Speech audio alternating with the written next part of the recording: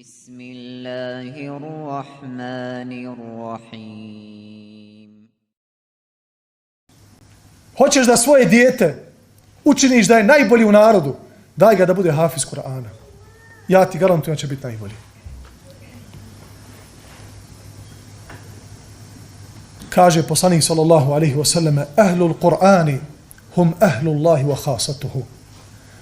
Oni koji uče Kur'an, nemojte misliti da su to neki ljudi koje mi ne poznajemo, da su to neki ljudi iz nekog tamo doba. Ne možemo mi to danas ostvariti.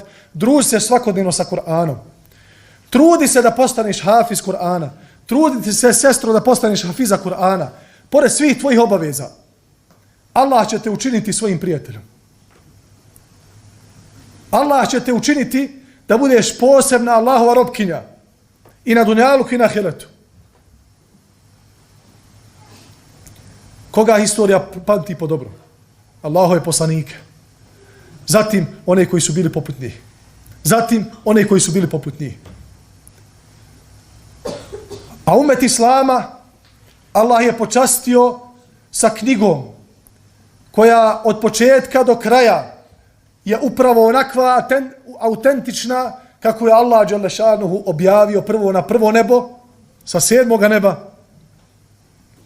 Zatim je pažljivo ima melek Džibril tokom 25 godina tu istu knjigu i te iste ajete objavljivao našem poslaniku alejhi salatu vesselam, da drugi narodi i druge vjere i umeti imaju knjigu kao što umet Islama ima Kur'an i Kerim.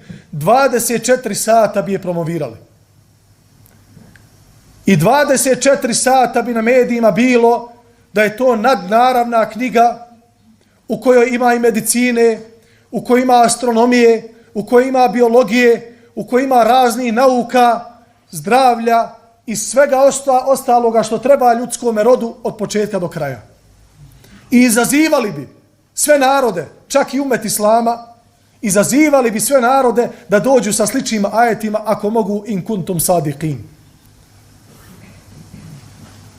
Tako mi Allah to bi radili.